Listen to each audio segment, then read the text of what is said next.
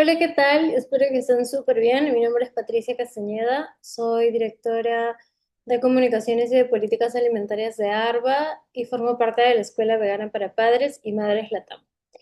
El día de hoy tenemos a un invitado súper especial. Él es Gabriel Barrantes, él es nutricionista especializado en alimentación basada en plantas. Ya lleva varias ediciones de la escuela apoyándonos en brindándonos información basada en evidencia científica, sobre todo con un enfoque basado en plantas.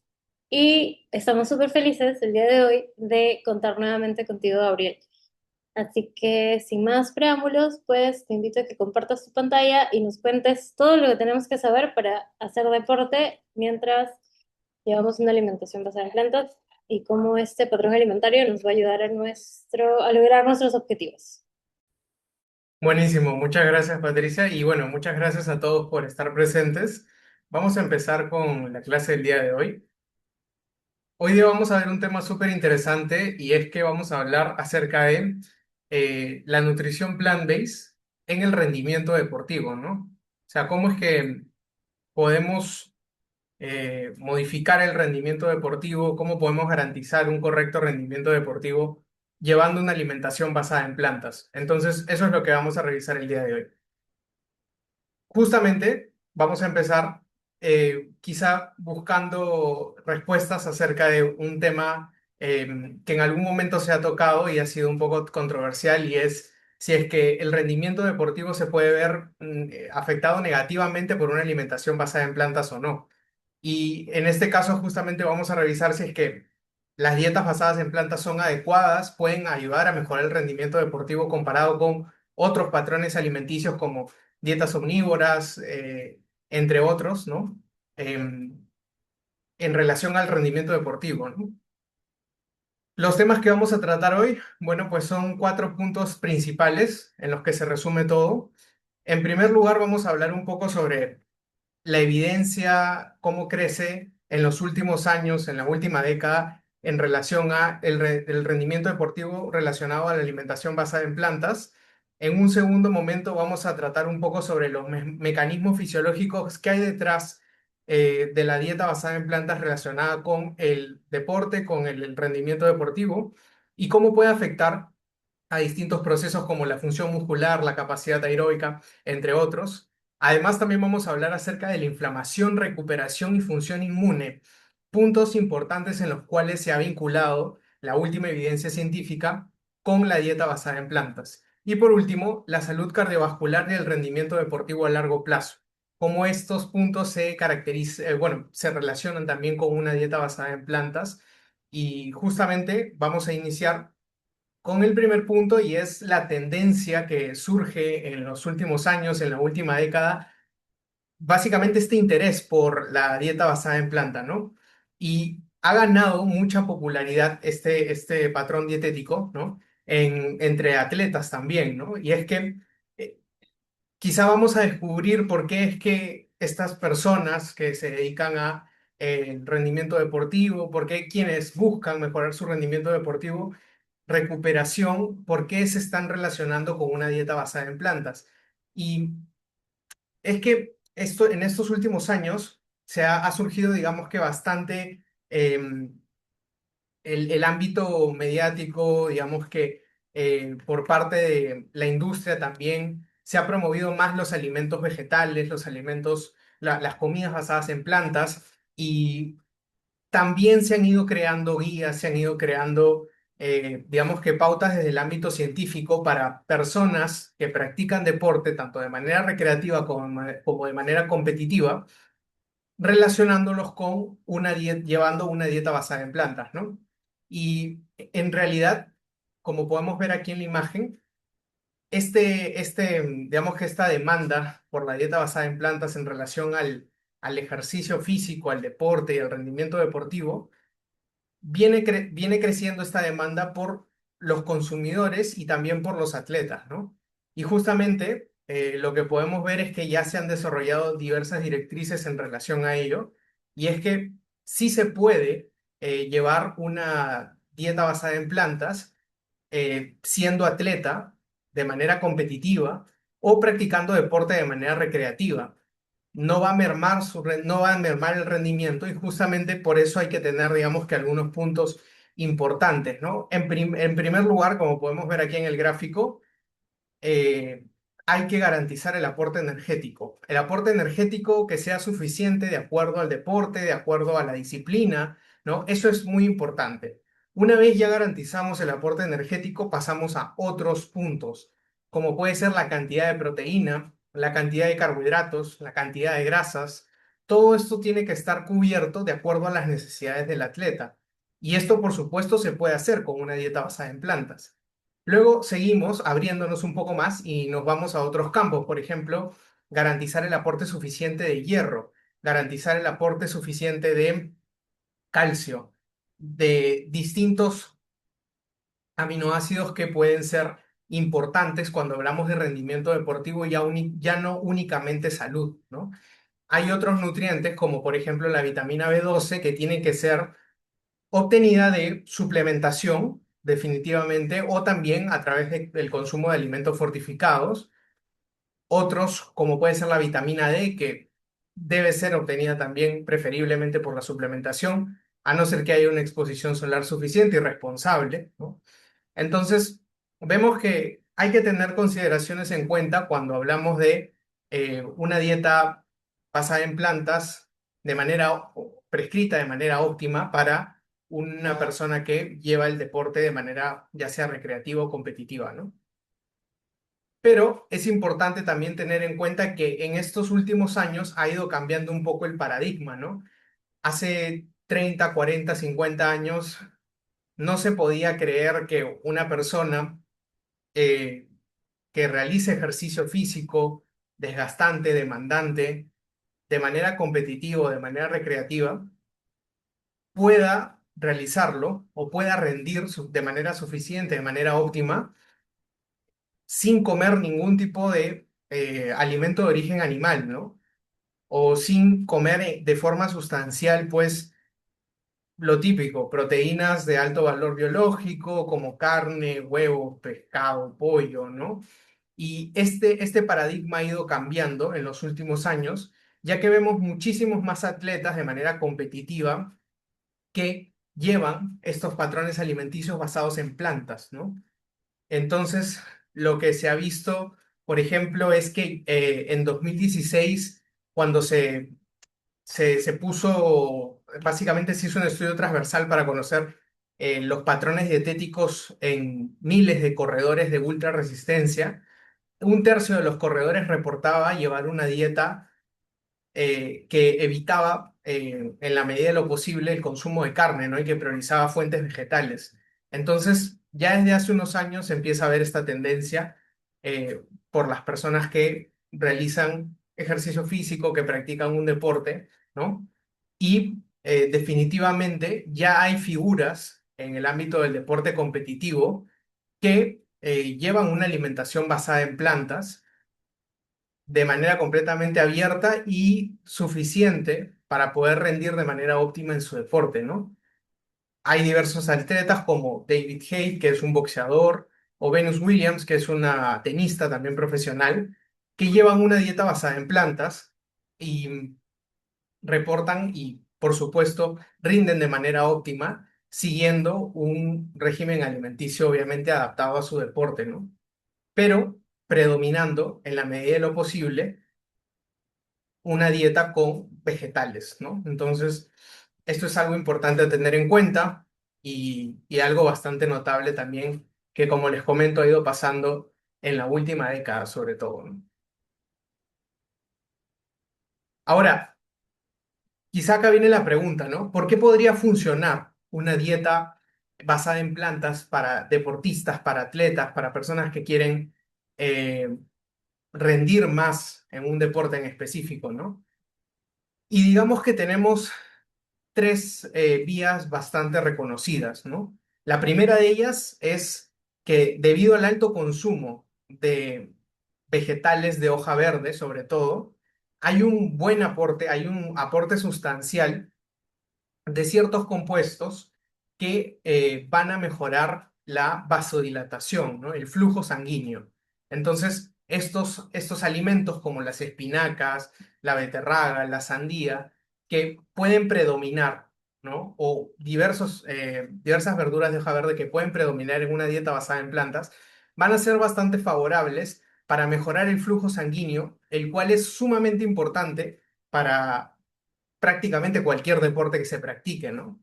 Entonces ya por ahí hay un punto importante que se presenta como una ventaja dentro de las personas que llevan una dieta basada en plantas.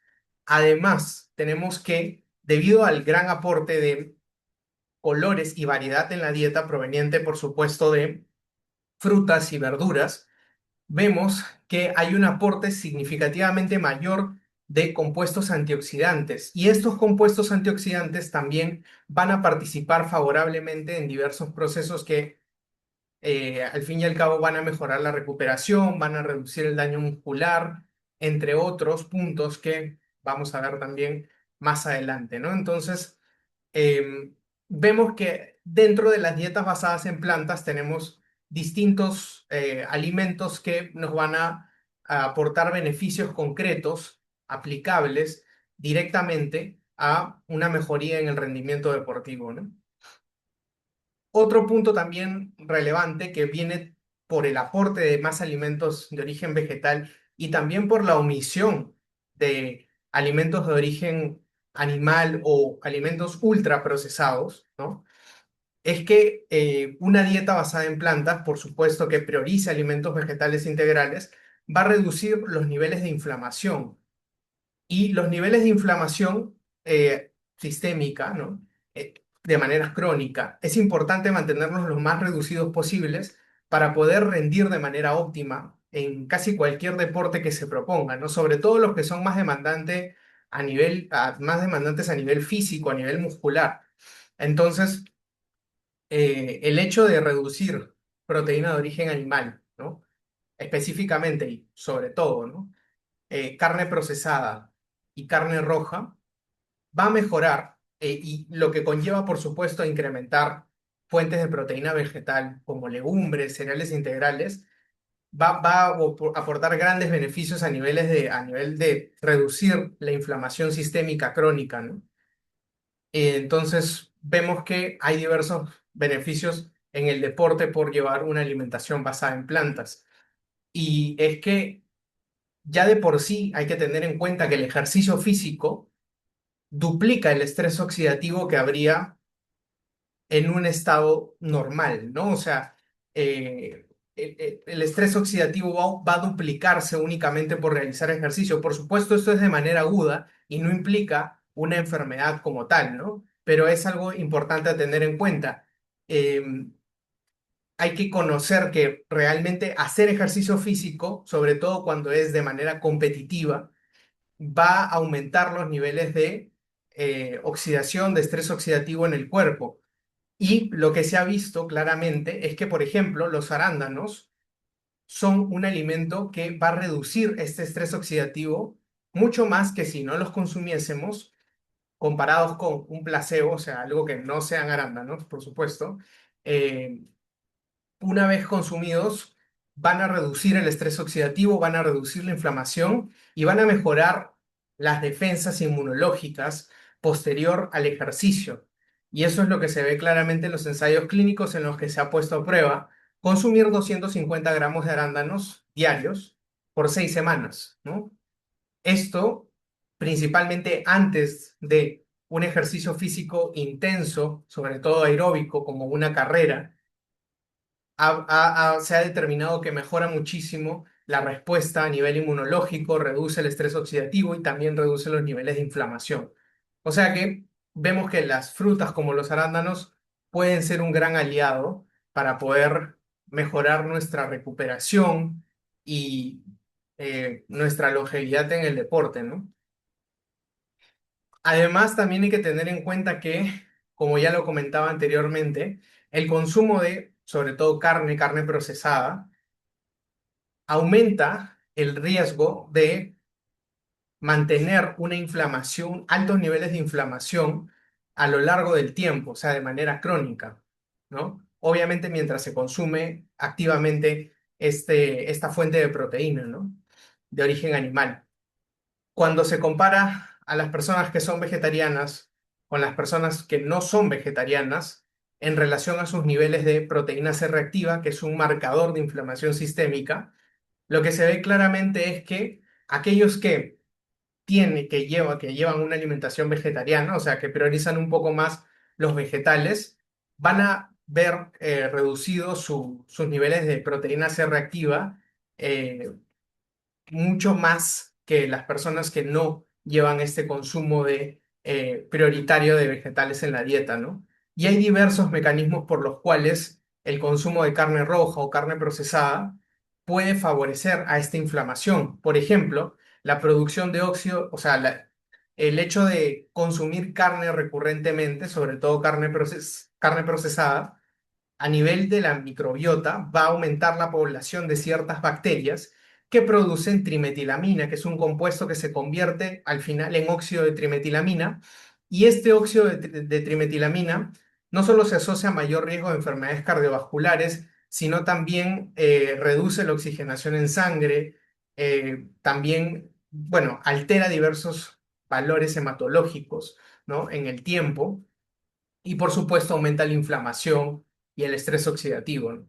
Entonces, hay distintos medios por los cuales la carne y la carne procesada van a empeorar diversos marcadores que son importantes mantenerlos lo, lo más reducidos posibles, como por ejemplo la inflamación sistémica, de cara a rendir correctamente en cualquier deporte, ¿no?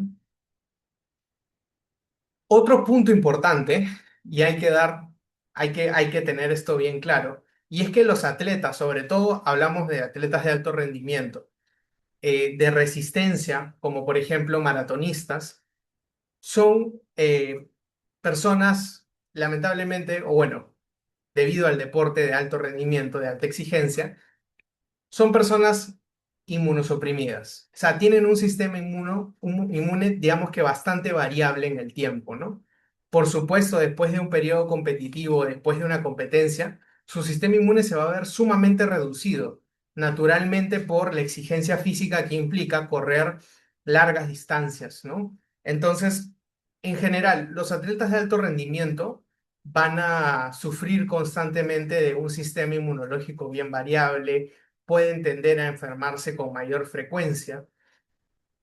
Y es justamente esto es lo que se ha evaluado numerosas veces en diversos estudios, y es que el riesgo de infección después de una maratón, justamente en maratonistas de alto rendimiento, aumenta en 6 veces comparado con previo a la maratón, ¿no? O sea, el riesgo de sufrir cualquier tipo de infección va a aumentar sustancialmente únicamente por la competencia que implica un desgaste físico muy relevante, ¿no? Y afecta, por supuesto, al sistema inmunológico.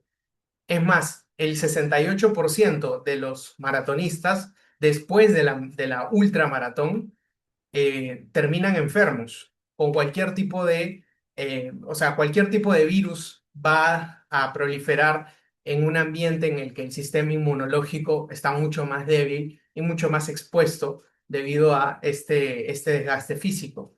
Ante ello, es sumamente importante tener una alimentación suficiente para poder mantener un sistema inmunológico lo más fuerte posible, entre comillas, lo más fortalecido, teniendo en cuenta de por sí que si realizas ejercicio físico desgastante, vas a comprometer de alguna manera, no necesariamente a nivel de estos maratonistas de alto rendimiento, pero si es de alta exigencia, vas a comprometer de alguna manera tu sistema inmunológico. Entonces, por ejemplo, algo que ayuda bastante es el hecho de consumir vegetales de hoja verde.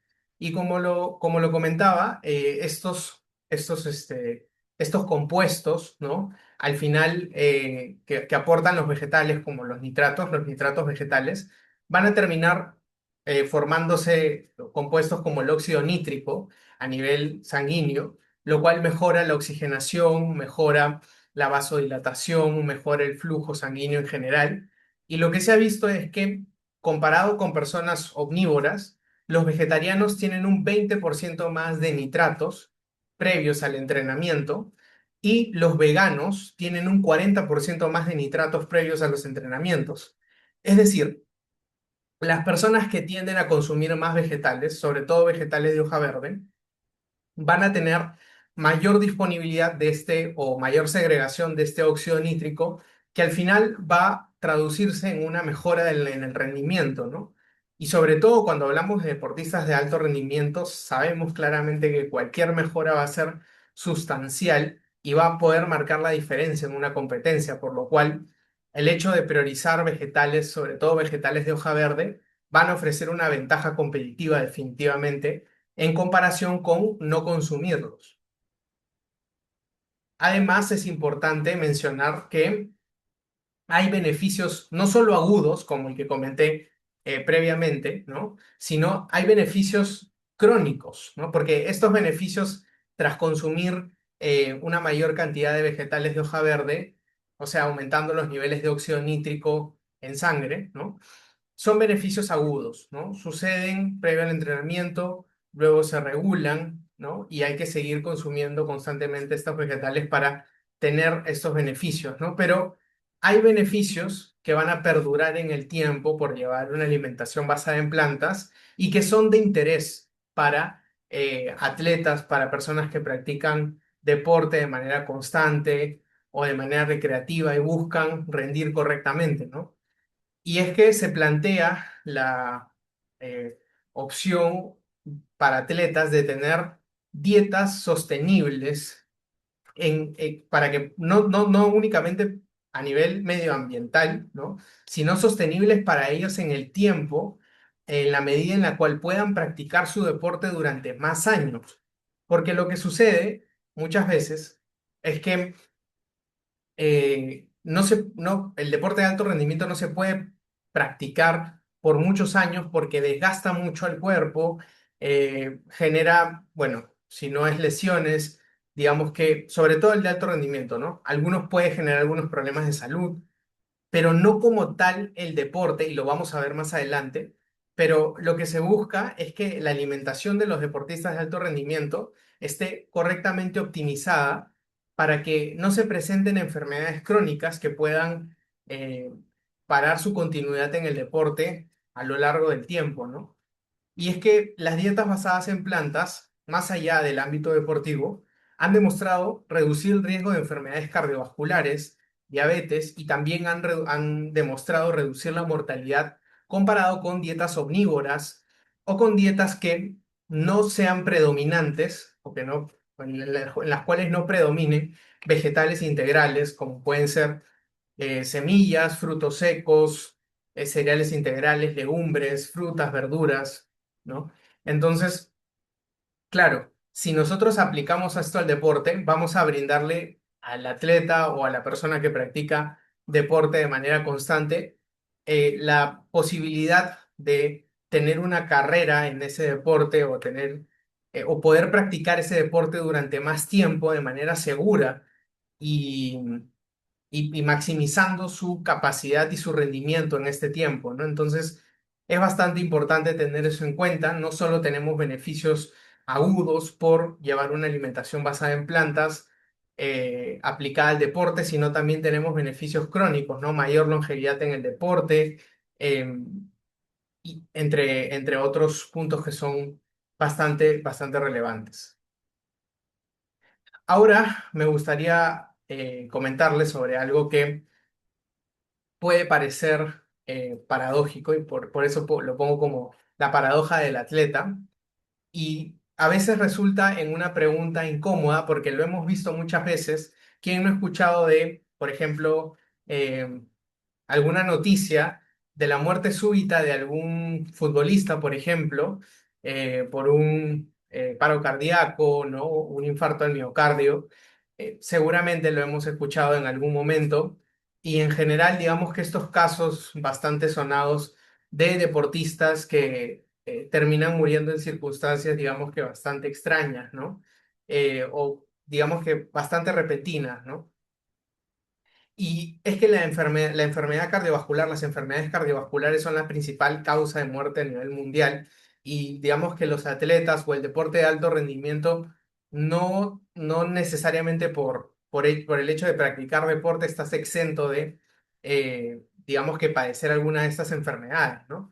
Pero muchos lo pasan por alto y se escucha de manera bastante frecuente el hecho de que, o bueno, el dicho más bien, de que por practicar deporte ya no tienes que preocuparte por tu salud, ¿no? O sea, como practicas deporte, aparentemente de manera casi inherente ya deberías estar sano, ¿no? Y no es así, mucho menos cuando hablamos de deporte de alto rendimiento. El solo hecho de hablar de deporte de alto rendimiento ya nos aleja un poco de la salud, ¿no? Porque el deporte de alto rendimiento, justamente como su mismo nombre lo dice, busca rendir más, busca que el cuerpo humano, busca explotar al cuerpo humano en una disciplina deportiva como tal, ¿no? No busca que el ser humano viva la mayor cantidad de años, con la mejor calidad de vida. No son cosas compatibles, pero lo que sí es compatible es practicar el deporte, por supuesto, de manera recreativa, buscando la salud, ¿no? Buscando una mejor calidad de vida. O sea, el ejercicio es positivo para el cuerpo humano, ¿no? Siempre y cuando no se practique de manera competitiva, de manera extenuante, exigente, cada vez más exigente en el tiempo. Pero bueno, regresando al tema y lanzo esta pregunta, y es si ustedes creen que los atletas de alto rendimiento necesitan protección cardiovascular, o sea, si es que realmente tendrán mayor tendencia o mayor probabilidad de sufrir enfermedades cardiovasculares. Uno podría pensar que no es así. Claro, porque como realizan deporte, entonces deberían estar más sanos que la población de media, que suele tener como primera causa de muerte las enfermedades cardiovasculares. Cualquiera pensaría que los deportistas de alto rendimiento no pasan por ahí, ¿no? O sea, que por hacer deporte deben de tener algún tipo de protección ante enfermedades cardiovasculares. Pero lamentablemente es algo que no sucede. Y es que, muy por el contrario de lo que podríamos creer, y por eso es la paradoja del atleta, los deportistas de alto rendimiento se ha visto consistentemente en el tiempo que tienen mayor riesgo de desarrollar enfermedades cardiovasculares, que tienen mayor placa en sus arterias. Uno diría, pero no tiene sentido, si hacen deporte, ¿no? Pero en distintas disciplinas deportivas como endurance, deportes de fuerza, de velocidad, se ha visto cuando se analiza a los atletas que suelen tener arterias con colesterol, con placa aterosclerótica, suelen tener enfermedad, una dislipidemia, básicamente, ¿no? Y esto, por supuesto, se ve claramente en los estudios y está bien reconocido. Además, también se ve que tienen arterias más calcificadas, o sea que la placa no es nueva, la placa ya se está asentando, ¿no? O sea, ese cúmulo de colesterol en las paredes de las arterias ya lleva bastante tiempo ahí y, por supuesto, genera problemas, ¿no? Y lo que se ve es que las arterias de los atletas de alto rendimiento están, como les comento, ¿no? Mucho más ocluidas de colesterol que lo que están las arterias de personas que no realizan deporte o que realizan deporte de manera recreativa comparado con sedentarios, con personas que no realizan nada de deporte y que pasan echados todo su día en el sillón, se ha visto que los atletas tienen mayor riesgo de enfermedades cardiovasculares, mayor placa, mayor porcentaje de estenosis. El porcentaje de estenosis es básicamente el porcentaje de la arteria que está cubierto, que está ocluido por esa placa que podemos ver aquí, que es media amarilla, ¿no? La arteria, ¿no? O sea, pues, se llena de placa en sus paredes y permite un menor flujo sanguíneo, ¿no? Y eso es lo que se ve consistentemente en atletas de alto rendimiento, como les digo, ¿no? A sorpresa de muchos, eh, esto se ve consistentemente en distintos deportes. Y bueno, eso es algo, digamos, que llama bastante la atención, ¿no? Es más, lo que se ve es que el daño al miocardio, o sea, al músculo cardíaco, en atletas de alto rendimiento es 3 veces mayor que en adultos sedentarios, o sea, en adultos que no hacen nada de deporte y están todo el día tirados en el sillón, ¿no? Lo cual es bastante paradójico, ¿no? Por eso lo pongo como paradoja de la paradoja del atleta. Lo que podemos ver aquí es imágenes de las arterias de distintos deportistas, ¿no?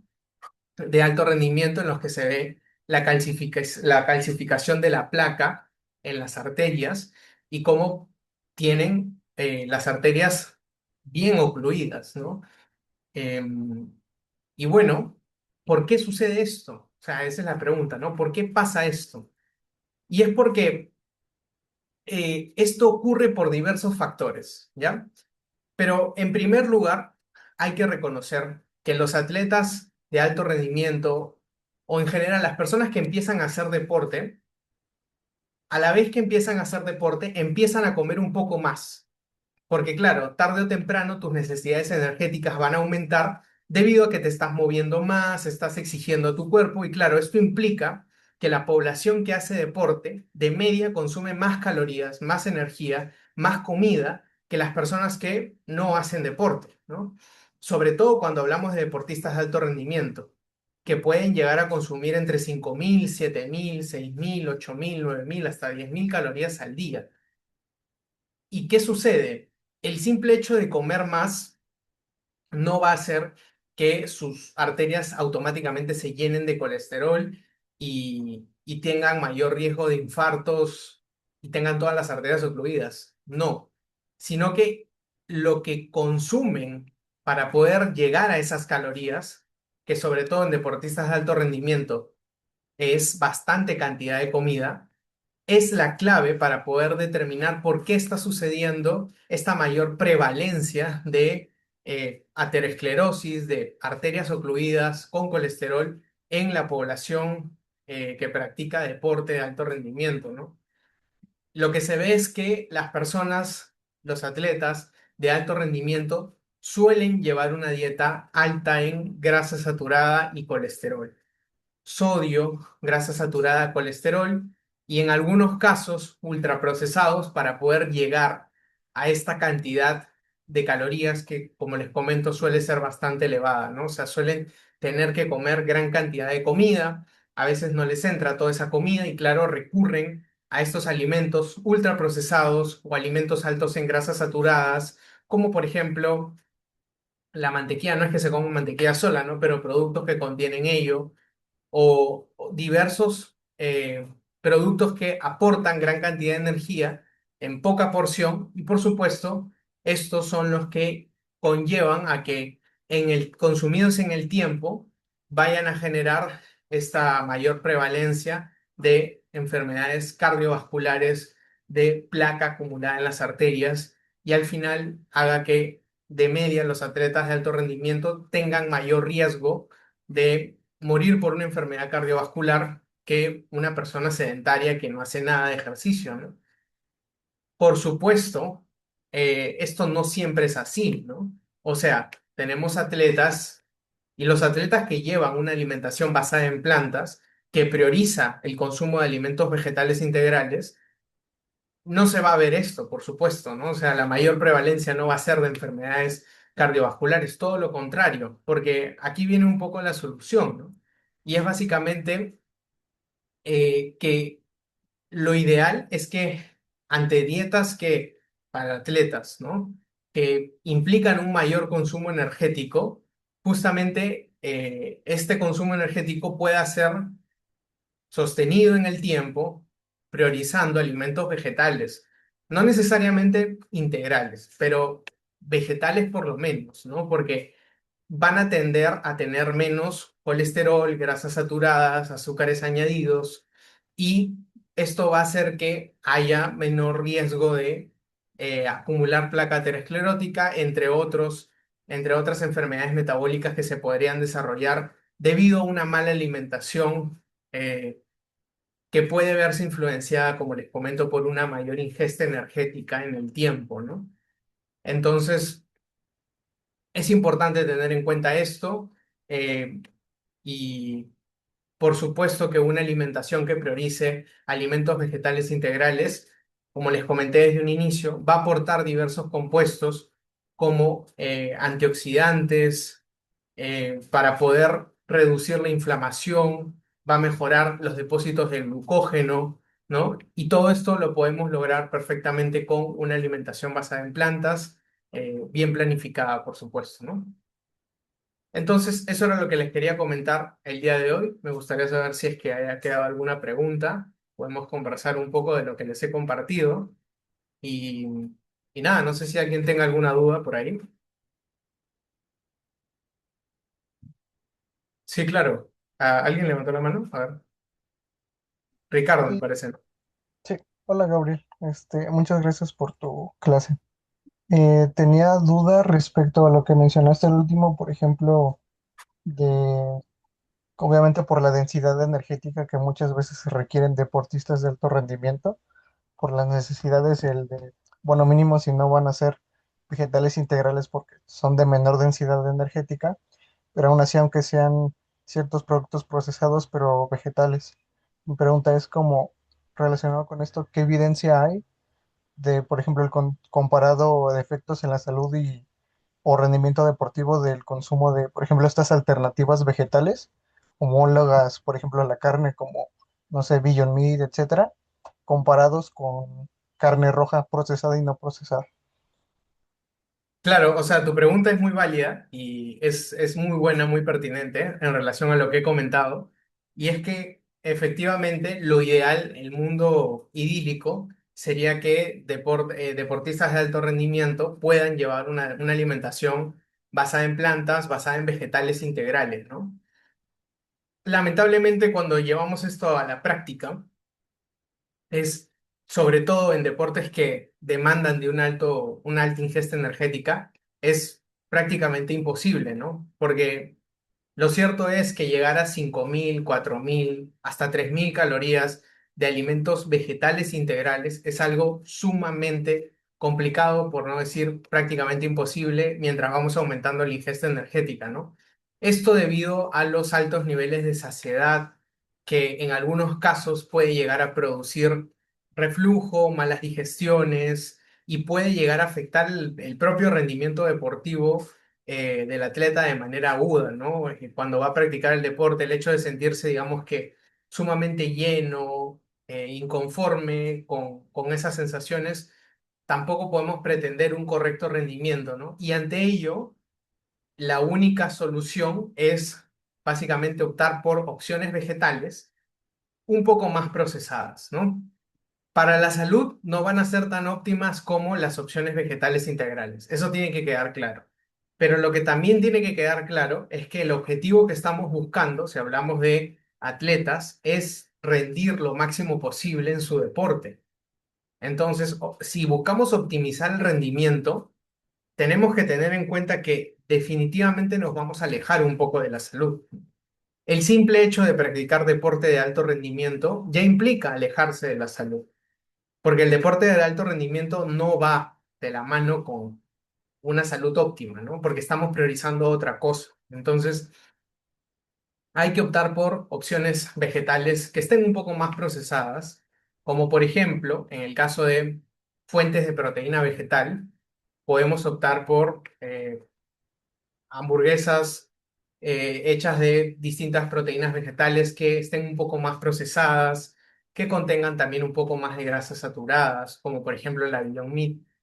O, por ejemplo, en vez de priorizar frutos secos integrales, poder incluir opciones como, por ejemplo, cremas de frutos secos, como crema de maní, crema de almendras, crema de... Actualmente hay crema de todo, crema de pistacho, de cashews. Entonces, definitivamente, o por ejemplo, a la hora de consumir frutas, muchas veces algunos optan por consumir batido, ¿no? O sea, para poder tratar de incluir la fruta sin generar una sensación de llenura que no les permita sentirse cómodos eventualmente en el entrenamiento, ¿no?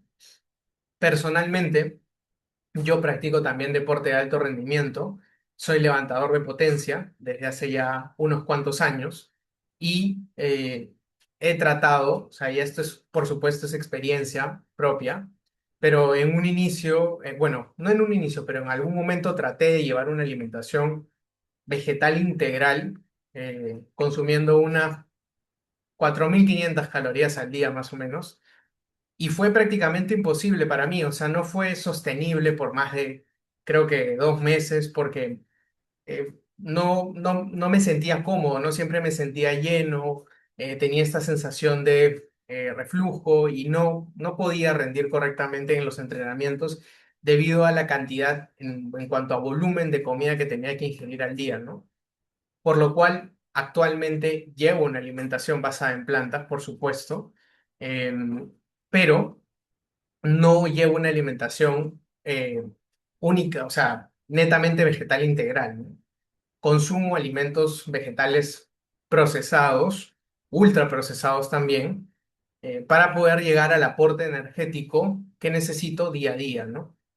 Y esto, como les comento, no necesariamente va de la mano con una óptima salud, pero sí para poder tener un rendimiento óptimo en los entrenamientos, llevando una alimentación basada en plantas, ¿no? Porque sí, el tema del volumen de comida es algo importante. Sí, y bueno, relacionado con esa parte de al final, obviamente del costo-beneficio, ¿no? Por las circunstancias del contexto de un deportista.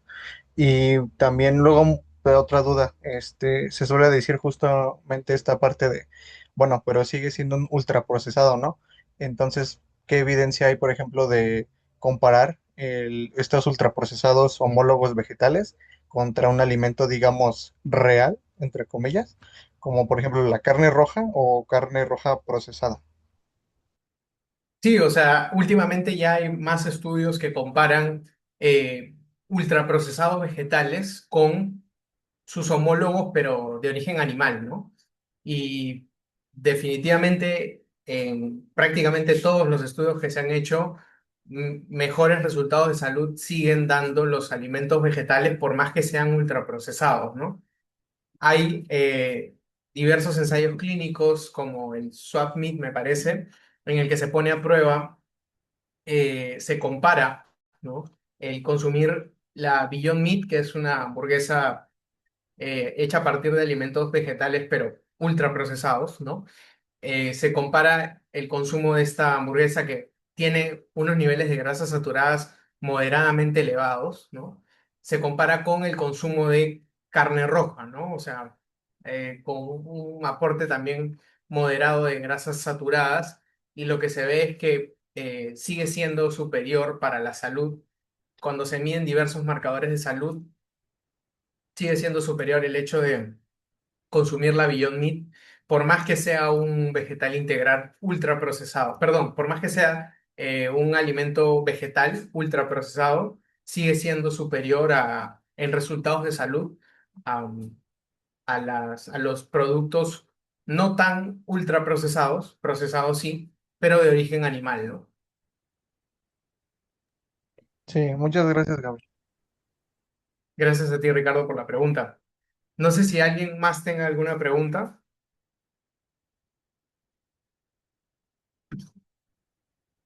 ¿Alguien más se anima a preguntar?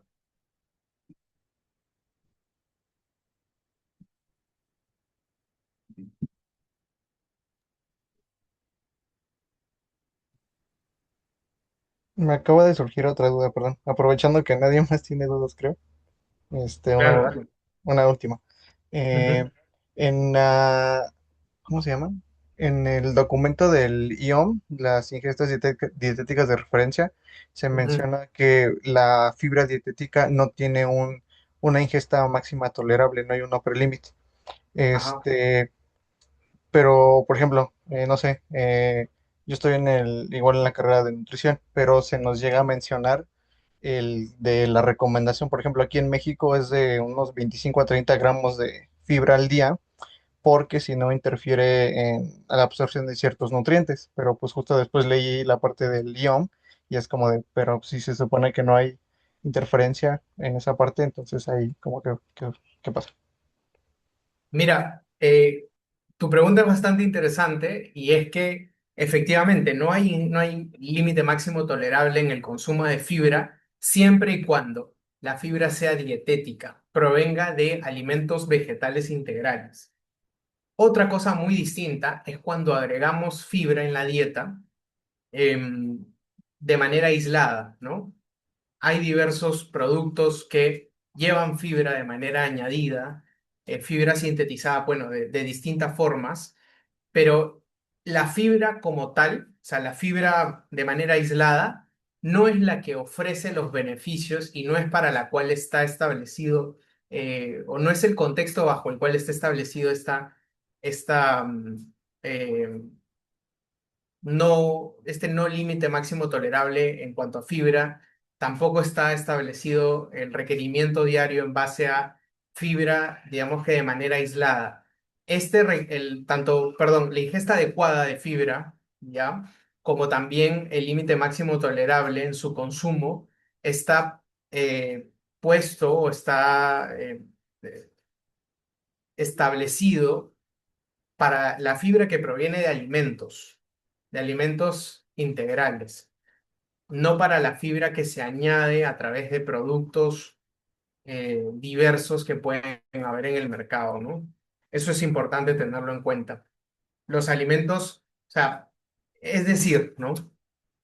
Superar la ingesta diaria eh, eh, recomendada de fibra proveniente de alimentos vegetales integrales no va a interferir con la absorción de ningún nutriente y no va a generar deficiencias tampoco de minerales ni nada por ese estilo, ¿no? Lo que sí podría llegar a generar algunos problemas en cuanto a absorción de algunos nutrientes, em, y también, digamos que algunos síntomas adversos a nivel gastrointestinal, es cuando la fibra se obtiene de manera o se consume o se incluye en la dieta de manera aislada a través de suplementos que aportan fibra, ¿no? En esos casos sí se han visto que hay límite máximo tolerable para el consumo de fibra, ¿no? Esa fibra añadida, como te comento, sintetizada eh, a partir de diversas fuentes, ¿no? Pero siempre que provenga de alimentos, no hay un límite máximo tolerable en su ingesta. Vale, muchas gracias, Gabriel. Gracias a ti por las preguntas.